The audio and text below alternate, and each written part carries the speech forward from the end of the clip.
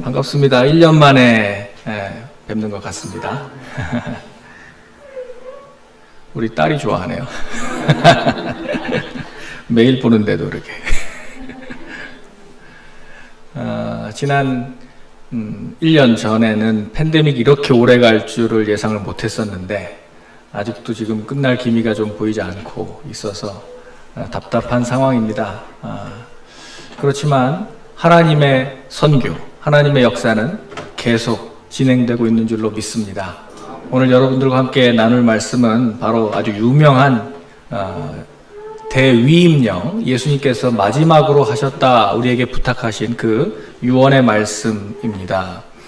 여러분, 유언하면 생각나는 이야기 있잖아요. 청개구리 얘기. 옛날에 청개구리가 있었대요. 엄마 말을 지지리도 안 듣는.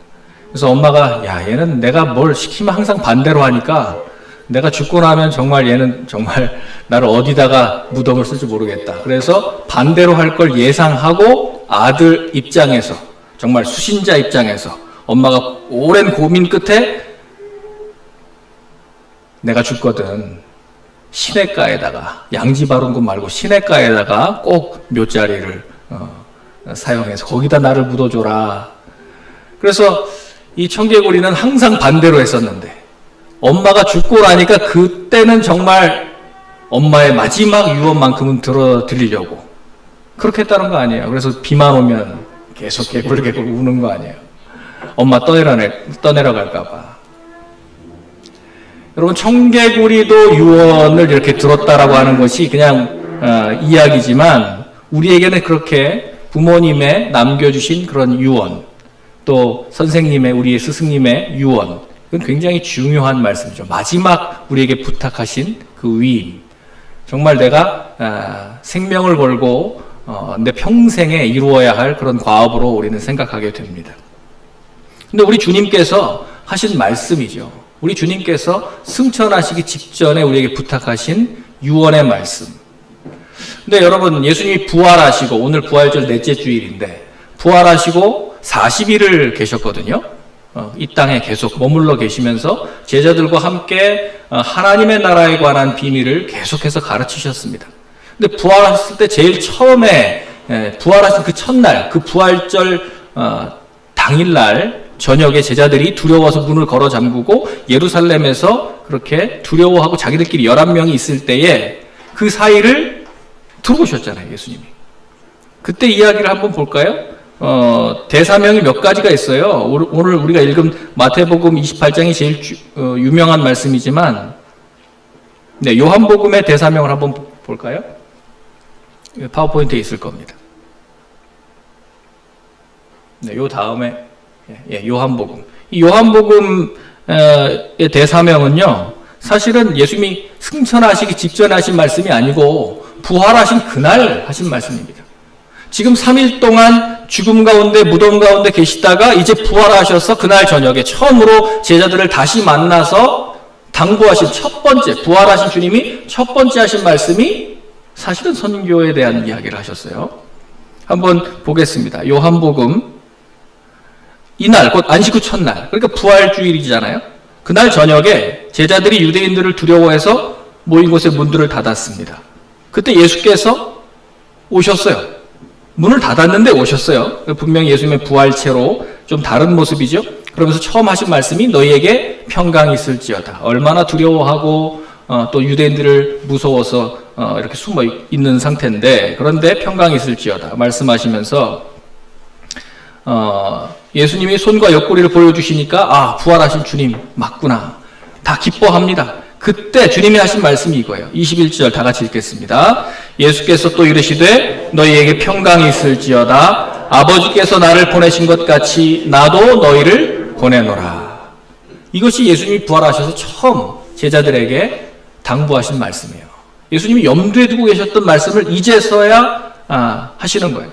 사실은 내가 하나님 아버지께로부터 보냄을 받아서 이 땅에 온 거 너희들 잘 알지.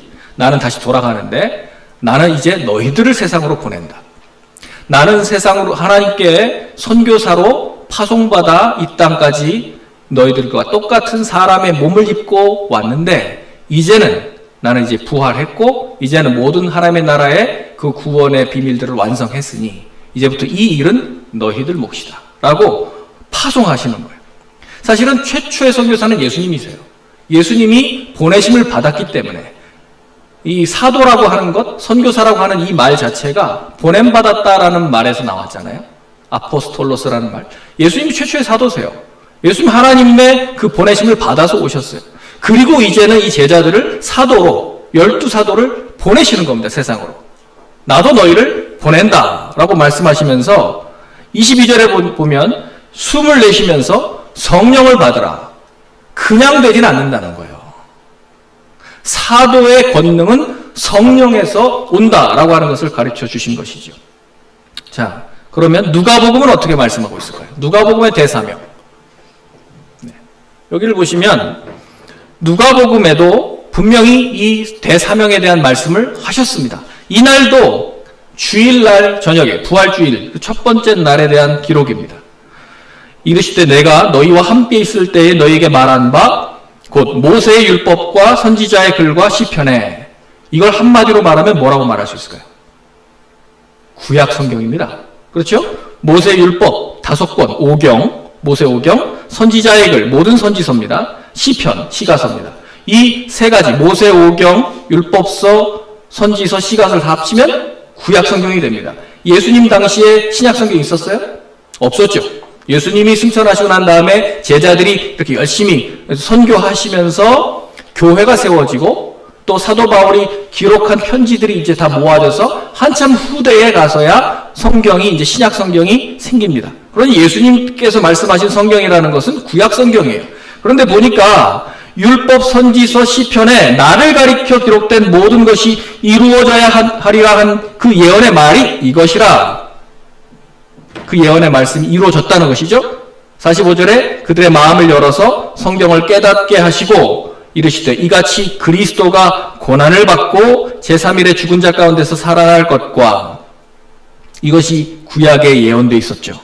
이사야, 미가 많이 예언되어 있었잖아요. 창세기부터 사실 예언되어 있었습니다.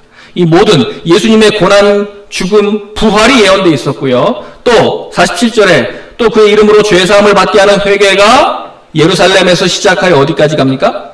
모든 족속에게까지 전파될 것이 기록되었으니 세계 선교입니다. 예수님이 부활하셔서 그날 밤에 강조하신 말씀이 뭐냐? 예언은 성취되었다. 하나님 나라 완성되었다.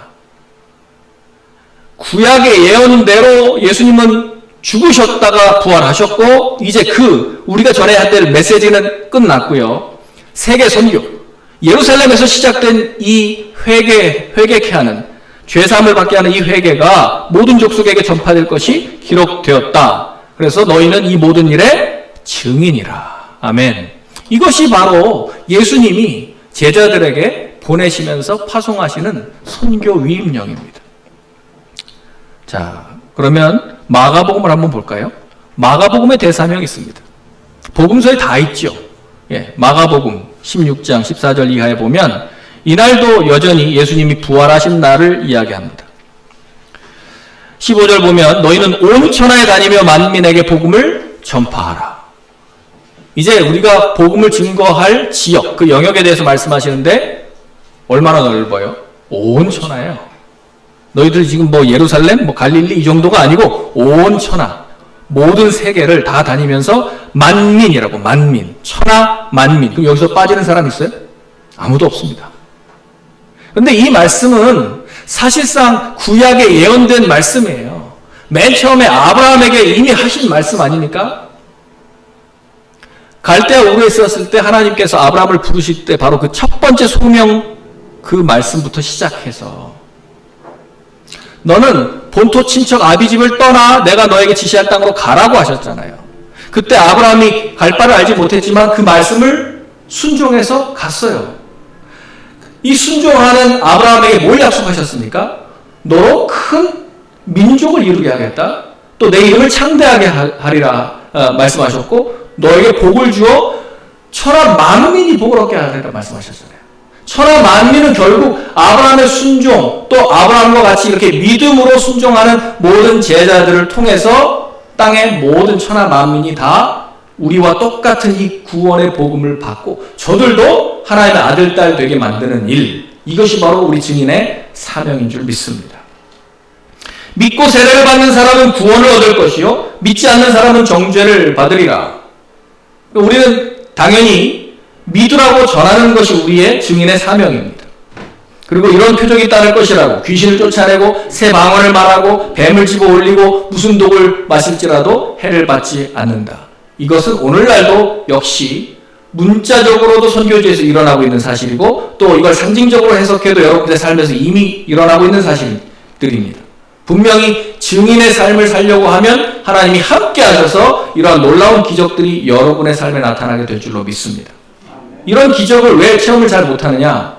사실 우리가 증인의 삶을 살지 않으면 이런 게 어려워요, 사실은. 우리는 상식적인 삶을 살 수밖에 없어요. 근데 증인의 삶을 살기 시작하면 초자연적으로 예수님께서 함께 하시기 때문에 이건 분명히 안 되는 것 같은데 된다는 말입니다. 이것이 바로 예수님의 약속입니다. 한 군데 더 있습니다. 사복음서가 다음에 누가가 쓴 두 번째 역사서가 있잖아요. 사도행전 1장 6절 8절을 보시면 사도행전 1장 이 8절 말씀이야말로 예수님이 승천하시기 직전 마지막에 하신 말씀이에요. 이게 정말 유언 중에 유언입니다. 그러니까 마태복음이 마지막 말씀이고요. 이 사도행전 1장 8절은 정말 사람들이 다 승천산에서 예수님을 보고 있는데 그 500의 형제가 보고 있는데 그냥 하늘로 들려 올라가기 직전에 하신 말씀이죠. 그때 그들의 40일이 지났음에도 불구하고 제자들의 관심은 여전히 뭡니까? 이스라엘 나라를 회복하심이 이때입니까? 여전히 그들은 이 땅에서 이스라엘 나라가 회복되고 이 땅에서 하나님 나라가 건설되는 것을 관심 갖고 있어요. 그러나 때와 시기는 아버지께서 자기의 권한에 두셨으니 그것은 너희가 알 바 아니다. 그럼 너희가 집중해야 될 일은 뭐냐? 오직 성령이 너희에게 임하시면 너희가 권능을 받고 예루살렘, 유대, 사마리아 땅끝 점점 커지죠. 예루살렘, 유대, 사마리아 땅끝. 사실 이걸 성교학적으로는 문화권에 따라서 M1, M2, M3, M4 이렇게 말하거든요. 예, 점점 문화가 달라지고 완전히 달라지고 언어가 달라지고 지금 뭐 이렇게 벌어지거든요. 그래서 이 동심원의 이 퍼지는 원심력을 한번 잘 보세요. 근데 뭐가 된다고요? 너희가 내 증인이 되리라. 뭘 증거한다고 말씀하셨습니까? 바로 이 사도행전을 기록한 누가가 한 말씀. 구약에 예언된 그리스도의 죽음과 부활과 또 예수님 죄사함을 얻게 한 이 회개가 예루살렘으로부터 시작해서 모든 족속에게 이르게 될 것이 이미 증거되었다. 바로 이것이 바로 지금 우리 다섯 개의 본문을 봤는데 이 5개의 본문이 예수님이 직접 하신 유언입니다. 어떤 것은 3개는 부활하신 첫날 하신 말씀이고 나머지 2개는 마지막 날 하신 말씀입니다. 그러니까 40일의 그 모든 예수님의 가르치심의 압축한 내용, 하나님 나라의 복음과 선교입니다. 그런데 선교라고 하는 단어가 성경에 있습니까? 없어요. 눈 씻고 찾아봐도 선교라고 하는 그 두 글자는 없습니다. 그러나 성경의 주제는 뭔가? 선교라고 말할 수 있습니다. 그래서 이건 만들어진 용어지만, 그래서 신학적으로 우리가 사용하고 있는 용어지만 성경의 그 골자를 우리가 압축해서 풀어놓은 말이 그게 선교예요. 그래서 선교가 성경에서 가장 중심 주제가 된다라고 하는 것을 예수님이 말씀하신 것이죠. 예언에 다 성취된 것이라고 말씀하시는 것입니다. 근데 정작 우리 지역 교회에서는 이 선교에 관한 말씀이 잘 선포가 잘 안 되고 있어요. 선교사들도 제가 선교사가 되고 났더니 이제 매번 가는 곳마다 선교에 대한 이야기를 하지만 그거는 저를 만날 때 얘기고 일반적으로는 선교 얘기가 잘 안 들리는 것 같아요. 선교사들이 파송 예배할 때 이런 얘기, 본문이 조금 다뤄지고 또 선교 주일이라고 기록이 되면 좀 지켜지면 좀 그날은 좀 선교에 관한 본문을 좀 다루고 그런데 성경이 정말 선교에 관한 본문이 몇 군데밖에 없을까요? 그렇게? 지금 본 이 정도 지상명령, 대위임령 이 정도밖에 없을까요? 사실 여러분 선교의 렌즈를 가지고 다시 성경을 보시면 성경은 창세기부터 요한계시록까지 선교의 이야기로 가득 차 있습니다. 요즘 저는 이제 매일 성경으로 묵상을 하는데 출애굽기 내용을 묵상하는데요. 10가지 재앙을 보는데 하나님의 선교가 보입니다. 애굽의 그 모든 신들, 우상들을 피, 개구리, 이 파리, 뭐 악질, 독종, 우박, 메뚜기, 뭐 흑암, 장자의 죽음, 이거 여러분 이 모든 게 뭐예요? 그들이 섬기던 우상들을 하나님 여호와 하나님께서 하나씩 깨뜨리시고 제거하시면서 이 땅을 다스리는 참 신이 누구냐? 바로가 신이라고? 웃기는 소리 하지 말아라. 나 스스로 있는 자, 바로 나 곧 여호와. 너희들이 온 세상에 알아야 될 그 이름, 바로 하나님의 이름을 드러내시기 위한 모든 재앙이에요. 이 재앙도요, 그들을 괜히 공포에 떨게 만들고 힘들게 만들려고 하는 게 아니라 하나님이 정말 살아계신 하나님, 이 땅에는 다른 신은 없구나 하는 것을 온 세상에 드러내시는 하나님의 선교거든요. 그걸 통해서 가장 많이 아는 사람은 이스라엘이 하나님을 알았어요. 바로가 재앙을 받으면서 알았어요. 처음에는 여호와가 누군데 막 이렇게 말하던 바로가 이제는 그래 너의 하나님 여호와를 섬기라고 빨리 나가라고 그래요. 하나님을 경험했어요. 그래도 끝내 믿지는 않았죠. 믿든 믿지 않든 이게 중요한 것이 아니고 이 땅에서 하나님의 살아계심과 또 예수님이 부활하셔서 이 복음을 믿어야만 당신도 삽니다. 당신도 하나님의 아들, 딸이 될 수 있는 유일한 길입니다. 이 말씀을 증거하는 것은 우리의 사명이라는 거예요. 그건 우리 교회에 맡겨주신 사명이라는 거예요. 그런데 여기 그 다음에 이 얘기는 뭐냐면 우리가 보통 지상명령이라고 말을 하는데요. 그 마태복음 28장에 이 오늘 읽은 본문을 지상명령이라고 하는데 저도 그렇게 많이 썼습니다. 근데 제가 이제 공부를 하다가 이게 좀 어폐가 있는 말이구나. 지상명령이라고 하면 모든 명령 중에 가장 위에 있는 가장 큰 명령, 이게 지상명령일 텐데 그것은 바로 선교를 맡긴 위임령이 아니라 이거죠. 예수님께서 내 마음을 다하고 뜻을 다하고 성품을 다하여 목숨을 다하여 주 너의 하나님을 사랑하라. 첫 번째 하나님을 사랑하라. 두 번째는 이와 같으니 내 이웃을 내 몸과 같이 사랑하라. 이것이 온 율법과 선지자의 강령이라. 사실 이게 가장 큰 계명이죠. 하나님 사랑하는 것과 이웃 사랑하는 것. 이게 모든 계명 중에 가장 뛰어난 지상 명령입니다. 그래서 더 Great Commandment라고 말하고요. 그 우리가 말하는 일반적으로 지상 명령, 선교 명령이라고 말하는 것은 대위임령이라고 말해야 맞습니다. The Great Commission, 맡긴 거니까, 맡긴 사명을 우리에게 주신 거니까. 그래서 저는 대계명, 대사명 이렇게 구분해서 말하고 싶은데요. 우리가 말하는 그 대사명, 그래서 제가 대사명이라고 일부러 쓰는 겁니다. 대위임령이라고 쓰지 제가 지상명령이라는 말을 안 쓰는 겁니다. 그건 그렇고요. 그 다음에 한번 보시면 혹시 잊고 있지는 않는가요? 이게 무슨 말이냐면 워드플레이인데요. 또 Great Commission, 우리가 지금 읽은 5가지의 대위임령 본문 말이에요. 예수님이 마지막으로 우리에게 부탁하신 가장 중요한 말씀, 이 위임령을 알고는 있다고는 하는데 교회에서 성도들이 너무 많이 의도적이든지 우리가 아니면 부지중이든지 간에 놓치고 있는 건 아닙니다. The Great Omission. 오밋이 뭐죠? 빼먹는 거예요. 누락하는 거, 생략하는 거. 그래서 저 워드플레이를 누가 했냐면 그 달라스 윌라드라고 하는 유명한 영성학자가 책 이름입니다. The Great Omission. 그래서 저게 우리는 뭔가 아주 중요한 걸 누락했다, 빠뜨렸다, 놓쳤다. C자를 빠뜨렸다. 크라이스트를 빠뜨렸다. 커미션이 돼야 되는데. 대위임령인데, 선교하라고 말씀하셨는데, 우리는 놓치고 있다. 여러분, 혹시 내 주보에 뭐 이렇게 이름이 이렇게 있는데, 광고나 아니면 뭐 헌금, 내 이름 하나 빠지거나 철자 하나 잘못되면 어때요? 시험 들 수 있어요. 그래서 목사님이 긴장하신 겁니다. 이걸 계속 보고 또 보고. 예? 그런데 여러분, 예수님이 마지막으로 우리에게 부탁하신 저 위임령을 빼먹어요. 성경에서 그걸 쏙 빼요. 그래서 우리 그렇게 살고 있지 않는가 돌아봐야 된다는 거예요. 잊혀진 제자도. 성경의 대주제는 하나님의 선교라고 할 수 있습니다. 성경을 관통하는 주제가 바로 선교라고 하는 거죠.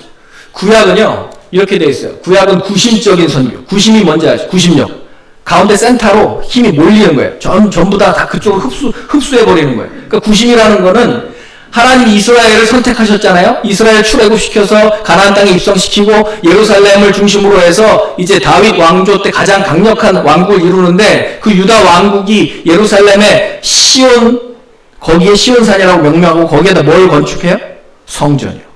하나님의 성전을 건축하니까 당시에 가장 그 근동에서 가장 강력한 제국을 이루니까 모든 열방이 다 다윗 왕조에게 조공을 바치고 경배하러 오고 또 여호와를 알았어요. 그렇죠? 이게 구심력입니다. 우리 교회가 강력한 영향력을 갖고 있을 때, 여기 하나님 임재가 막 정말 강력할 때, 영광이 나타날 때 사람들이, 세상 사람들이 몰려오는 것이 구심력입니다. 그런데 신약에서는 어떻게 말씀하시죠? 원심력입니다. 반대로 이제 바깥으로 나가는 힘입니다. 원심력. 예루살렘에서 시작해서 온 유대, 사마리아 땅끝으로 나가라고 말씀하시는 거예요. 예수님이. 예수님이 예루살렘에서 십자가 죽음과 부활로 복음을 완성하신 이후에 이 복음의 내용을 들고 증인으로 나가라. 그래서 이게 우리에게, 신약 교회인 우리들에게 하신 명령은 나가라는 쪽에 강조가 되어 있습니다. 물론 오늘날도 구심력도 있어야 됩니다. 교회는 구심력과 원심력이 같이 균형을 잡고 있어야 됩니다. 그러니까 아예 교회 들어오는 거 다 필요 없고 다 나가라 해. 저는 그렇게 말하지 않습니다. 들어와서 훈련 받지 않았는데 뭐 그냥 오합지졸이 어떻게 나갑니까? 여기서 훈련 받고 말씀을 우리가 잘 배우고 제자가 됐을 때 그때 우리가 사도로 나갈 수 있는 거예요. 이 두 가지가 중요합니다. 그래서 성경의 하나님은요, 선교하시는 하나님이에요. 미셔너리가. 선교학자들만 하는 말이 아닙니다. 요즘에 성경학자들이 성경을 제대로 보니까 성경의 하나님의 특성, 제일 두드러지게 나타나는 특성은 선교사 하나님이구나. 하나님 본인, 당신 자신이 선교사예요. 하나님이 파송하시는 분이고 당신 아들을 파송하셨는데 그분이 하나님이시잖아요. 하나님은 그렇게 파송하시는 분이세요. 그리고 교회를 파송하세요. 성령님을 통해서 우리를 계속해서 증인으로 파송하십니다. 성경은 미셔너리 북, 선교적인 책입니다. 그래서 여러분들이 선교라고 하는 이 렌즈를, 이 안경을 끼고 성경을 보기 시작하면요, 창세기 1장부터 다시 보입니다. 이것이 바로 선교의 책이라고 하는 것이죠. 예수님이 성육신을 입고 이 땅에 오셔서 제일 먼저 하신, 공생에 제일 먼저 하신 일이 뭘까요? 복음을 증거하시고 하나님 나라의 복음을 선포하신 일입니다. 그래서 마가복음 1장 1절을 이렇게 말합니다. 하나님의 아들 예수 그리스도의 복음의 시작. 그것이 마가복음 전체의 주제고 표제인데요. 예수님이 바로 오심으로써 시작된 하나님 나라의 복음을 이렇게 선포하셨고요. 예수님이 그러면 예수님이 오시면 어떻게 되죠? 그건 우리가 지금 이 얘기는 2000년 전의 초임 얘기고, 예수님 다시 오시면 어떻게 되죠? 끝나는 거죠. 이 땅은 더 이상 없습니다. 끝나는 겁니다. 새 하늘과 새 땅으로 바뀌어버리는 겁니다. 교회에게 주어진 사명은 언제 유효할까요? 초림, 예수님이 오셔서 이제 이 대위임령을 맡기고 승천하신 다음부터 지금까지, 예수님 재림하실 때까지, 그 초림과 재림 사이의 이 시간을 신학적으로 종말이라고 말해요. 이 종말, 에스카토스라고 하는 이 종말이라고 하는 말은요, 그러니까 예수님이 오셔서 하나님 나라를 완성하시고 다시 오시는 재림하는 날 완성되는데, 우리는 지금 그 사이에 끼어있는 종말의 때에 살고 있습니다. 그러니까 여러분, 초대교회 때 1세기 때도 마라나타 1세기 때도 매번 예수님의 오심을 기다렸잖아요. 근데 아직까지 안 오셨어. 예수님 안 오시나 봐. 여러분, 이렇게 생각하시면 안 돼요. 예수님 지금 오래 기다리고 계시는 거잖아요. 지금 모든 민족이, 모든 족속이 다 이 복음을 듣기까지, 공평하게 이 기회를 주시기까지 기다리고 계시잖아요. 오히려 예수님이 아직 더딘 이유는 교회가 그레이트 커미션을 오미션했기 때문 아닐까요? 우리가 순종을 제대로 못해서 그런 건 아닐까요? 그래서 여러분, 정말 마라나타를 그렇게 사모하면서 노래를 부르려면 우리는 이 대위임령의 선교의 사명에 순종해야 하는 것입니다. 이게 교회에게 주신 사명이에요. 그래서 우리가 좀 집중해서 볼 본문은 바로 마태복음 28장, 우리 읽은 본문입니다. 다시 한번 보겠습니다. 마태복음 28장 16절. 11제자가 갈릴리에 가서 예수께서 지시하신 산에 이르러. 그래서 이게 마지막 날이라는 거예요. 완전히 말하면 마지막 날이 아니겠네요. 성경대로 말하면. 예수님도 승천은 예루살렘에서 하셨으니까. 부활하신 날은 예루살렘에서 다 말씀하신 장면들이고요. 마가, 누가, 요한은요. 마태복음은 갈릴리에 가서 내가 만나겠다 그러셨잖아요. 그러니까 이거는 지금 40일 가운데 진행되는 말입니다. 갈릴리가 왜 중요할까요? 왜 다시 갈릴리에서 보자고 말씀하셨을까요? 그것은 예수님이 공생애를 시작하신 곳이고 주 3년을 지냈던 주 무대예요. 예루살렘은 3번밖에 안 올라가셨어요. 그죠? 6월절 딱 3번 올라가셨어요. 명절 아니고서는 예루살렘 올라가실 이유가 없어요. 예수님은 갈릴리에서 다 사역하셨단 말입니다. 그리고 이 갈릴리라고 하는 이 현장에서 다시 공생애를 가르쳤던 그 제자들에게 훈련하셨던 이 현장에서 다시 이 마지막 가장 중요한 위임령을 주시는 것이죠. 17절 보면 참 한심합니다. 아직도 의심하는 사람들이 있대요. 지금 40일째 예수님 보고 있는데 부활하신 분을 보고 뭐 어떤 분 만져보고 뭐 이랬는데 아직도 의심하는 사람이 있대요. 그럴 수 있어요. 어떻게 이렇게 불안한 상황에서 예수님은 이렇게 가장 중요한 말씀을 하셨을까? 믿는 구석이 있으시잖아요, 예수님이. 그러니까 자신있게 예수님이 승천하실 수 있는 거예요. 그래서 여러분, 이 핵심 명령이 뭘까요, 그러면? 핵심 명령. 19절을 한번 보겠습니다. 우리 다음 슬라이드 한번 보여주시겠어요? 예. 여러분들에게 시험을 하려고 한 건 아니고. 우리 목사님 말고는 읽기가 어려우실 텐데, 저게 헬라어 본문이에요. 19절에 헬라어 본문. 제가 왜 이거를 썼냐면요. 한글 성경, 영어 성경을 찾아가지고는 예수님이 하신 말씀 중에 가장 중요한 핵심이 잘 안 보여서 일부러 원문을 여러분들에게 보여드리는 겁니다. 거기 4가지 동사가 나와요. 가라. 그죠? 가서, 그 다음에 제자를 삼으라. 그리고 세례를 베풀라. 가르쳐라. 물론 지키게 하라는 목적이고, 가르쳐라. 이 4가지 동사 나오죠? 저 4가지 동사. 가라, 제자를 삼아라, 세례를 베풀어라, 가르쳐라. 4가지 동사 중에 어떤 것이 예수님의 그 위임령에 방점이 찍혀 있는 본동사일까요? 이게 퀴즈입니다. 어떤 걸까요? 네? 가라. 또 딴 분. 1번, 가라. 어떤 게 본동사일까요? 어떤 게 예수님 마음에 담겨있는 마지막 이거 정말 너희들 끝까지 지켜야 돼 라고 강조하시는 그 말씀. 세례를 베풀라. 3번 1번 3번 나왔습니다. 네. 또 잘 안 보이죠? 그래서 여러분들에게 이게 우리가 한글 성경으로 봐도 안 되고 영어 성경으로 봐도 안 되고 그래서 어쩔 수 없이 제가 이걸 좀 구경을 시켜드리는 건데 괜찮아요. 여러분들이 이 그리스어는요 저 옆에 제가 발음표 써놨잖아요. 영어로. 저렇게 읽는 겁니다. 포리오센테스 가라. 마세튜사테 제자 삼아라. 밥티존테스 세례를 베풀어라. 디다스콘테스 가르쳐라. 예. 나머지 3개와 한 가지가 다른 형태를 띠고 있는데요. 그래서 보여드렸어요. 뭐가 좀 다르죠? 뒤에 어미가 좀 다른데 어떤 한 단어가 뭐죠? 제자 삼으라만 달라요. 마세튜사테 명령형 본동사. 나머지는 엔테스, 온테스로 끝나는 저것들은 현재 분사 ing 폼이에요. 무슨 말이냐면 가면서 세례를 베풀므로써 가르침으로써 뭘 삼으라고요? 제자를 삼으라가 본동사입니다. 그러니까 이게 성경에 참으로 안타까운데 영어 성경도 보이질 않고 한글 성경도 안 보여서 그래서 신학을 한 목회자들이 가끔 이럴 때 좀 써먹는 거예요, 우리를. 저도 사실 이 본문을 처음 알고 저 퀴즈에 제가 틀렸거든요. 저도 가라는 줄 알았어요. 저는 선교사 비전이었기 때문에 신학교 입학할 때부터 1번 가라! 그랬더니 아닌데 그러시더라고요, 교수님이. 전 충격 먹었어요. 그렇게 배웠고 제 눈에 그렇게 보였고 그게 가장 중요한 선교 명령 아닌가? 선교는 나가는 거라면서. 그런데 어떻게 가라가 아닐까? 본동사가 제자를 삼다라고 하는 저 말.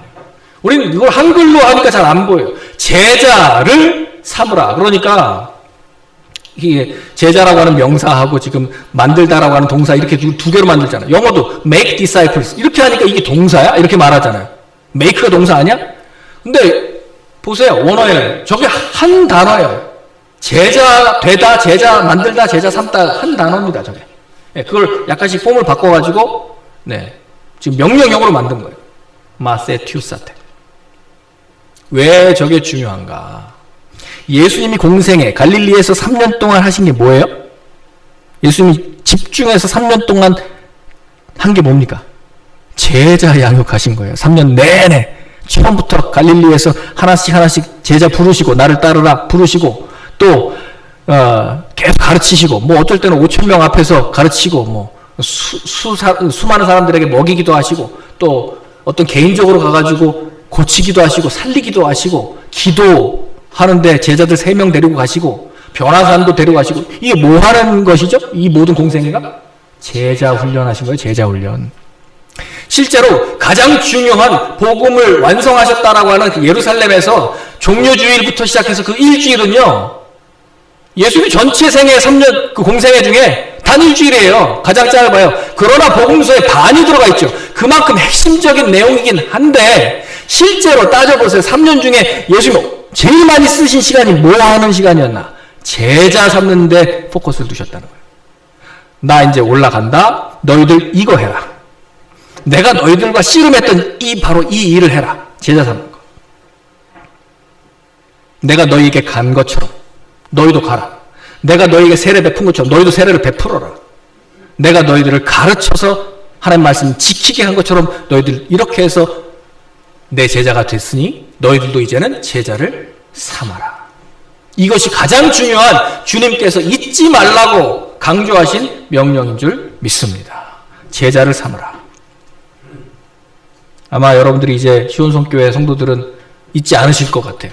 아, 저 가장 중요한 명령이 제자 삼으라는 거구나.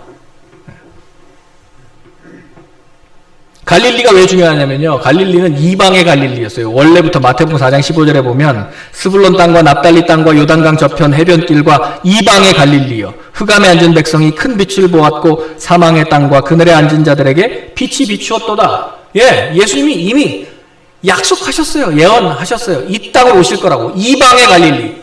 왜냐하면 당시에 갈릴리에는 이 무역하는 사람들이 많아서 여러 다른 민족들이 몰려 살았거든요. 예루살렘 중심 말고요. 이방의 땅 갈릴리에는 그래서 여러 나라, 여러 민족들이 섞여 살았고 언어가 혼재돼 있었어요. 예수님이 일부러 거기 가신 거예요. 처음부터 내가 익숙한 곳과 나에게 낯선 환경, 내 홈컬처하고 지금 완전히 다른 타문화 사이에서 불편한 그 이방의 경계 지역에서 예수님은 공생애를 시작하셨고 마치셨습니다. 그 말이 뭘까요? 의도하시는 바가. 우리 교회가 처해야 될 위치가 바로 갈릴리여야 한다는 거예요. 우리끼리 편한 한국 컬처에 만족하면 안 된다는 얘기입니다. 사실 우리 교회 바깥에 나가면 우리는 지금 이민교회이기 때문에 바깥에 나가면 완전히 다른 문화권, 완전히 다른 언어들을 만나잖아요. 그죠? 그래서 참 갈릴리를 설명하기 너무 좋아. 이걸 한국에서 설교하면 감이 잘 안 와요. 뭐 혹시 안산이나 가야 뭐 감이 올까? 예. 그러나 요즘 우리의 처한 미국의 환경은 나가면 이방 문화들 만나잖아요. 그런 곳이 갈릴리예요. 예수님이 유대인들만 만나시지 않으셨어요. 데가볼리 지역 가시면 분명히 완전한 타민족들을 만났어요. 그렇죠? 돼지 치는 사람 만나고, 뭐 귀신 들린 사람 만나고, 수로보니게 여인 만나고, 다 외국 사람들이에요. 여러분, 그래서 예수님은 제자를 삼으라고 하시는 이 명령 우리에게 주시면서 여러분 모두가 예수님이 하늘과 땅의 모든 권세를 가지고 우리에게 부탁하신 이 명령. 우리가 그냥 가라고 제자 삼으라고 하면 순종할 능력이 없는 걸 이미 아시고 하늘과 땅에 있는 모든 권세를 내게 주셨으니 그러므로 가라고 말씀하신 거예요. 그리고 약속까지 하셨어요. 그래서 권세, 그 다음에 약속을 하셨는데 그 약속이 뭐냐면 그 약속은 바로 마지막 20절입니다. 마지막 20절.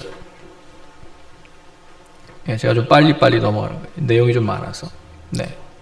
20절 약속이 뭡니까? 볼지어다 내가 세상 끝날까지 너희와 항상 함께 있으리라.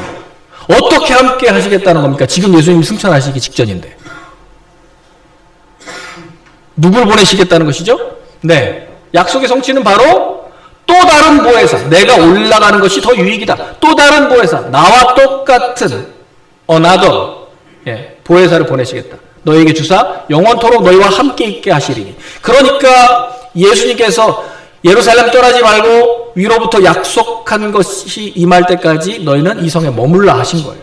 그래서 예수님 승천하시고 난 다음에 언제일지 모르지만 그들은 머물러서 계속해서 기도에 전심전력했습니다. 그랬더니 열흘이 채 못 가서 그때가 뭐예요? 6월절 지나고 50일 오순절에 마가의 다락방에 120명이 기도하던 바로 그 현장에 성령님이 임하셔서 오직 성령이 너에게 임하시면 권능을 받고 내 증인이 되리라 약속하셨잖아요. 할렐루야.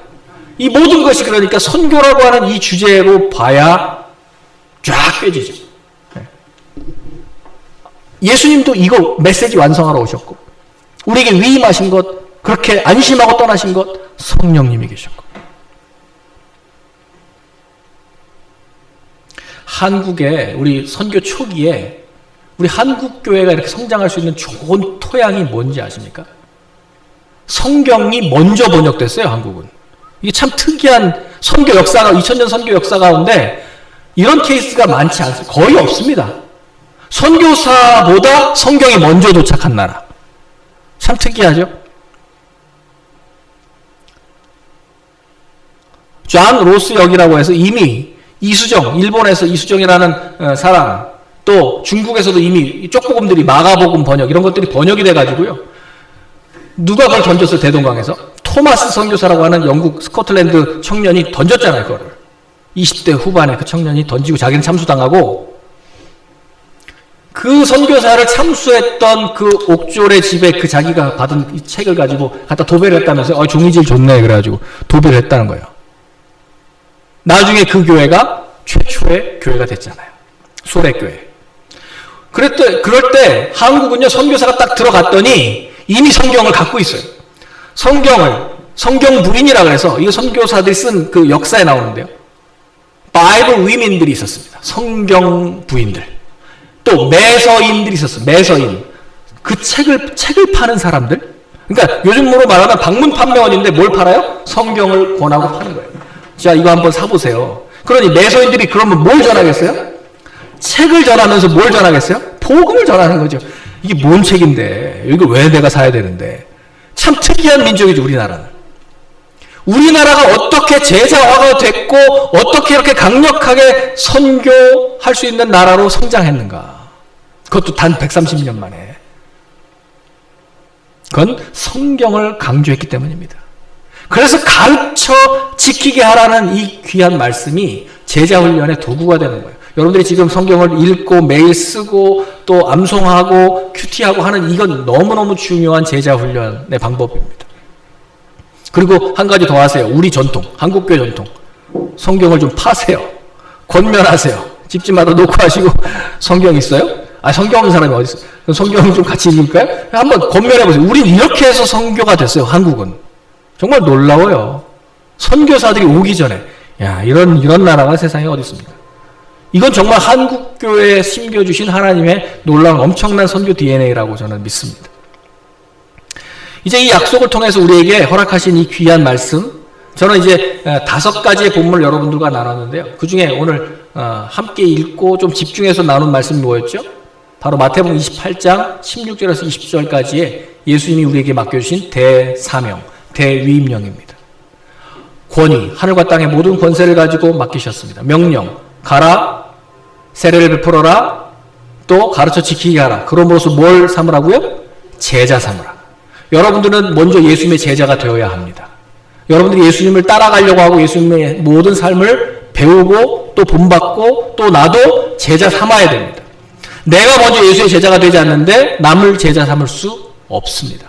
여러분들이 할 일은 아주 압축하면요, 여러분들의 평생 할 일은 나는 계속해서 예수님을 따르는 제자가 될 것이다. 나는 예수님을 계속 오늘도 더 배우고 더 알고자 한다는 것 하나고, 두 번째는 그 예수를 다른 사람에게 알리는 것입니다. 이게 이 사람이 타문화권이 되었던, 또 내 고객으로 오는 사람이 국적이 어찌 됐건, 뭐 언어가 어찌 됐건 다 전하는 겁니다. 모든 민족에게 땅끝까지. 이건 수평적으로 하는 선교고요. 원심적으로. 수직적으로는요, 항상 우리 다음 세대, 우리 자녀 세대들은 언제나 미전도 종족입니다. 기억하셔야 됩니다. 왜 교육이 선교인지. 다음 세대는 아직까지 우리가 가르쳐주지 않는 이상 제자가 되지 못하고 있습니다. 다음 세대는 성경을 우리가 가르쳐주지 않으면 하나님의 말씀대로 사는 게 이렇게 사는 거다. 어른들이 본을 보여주지 않으면 제자 훈련이 되지 않습니다. 그래서 다음 세대가 점점 약해지는 것입니다.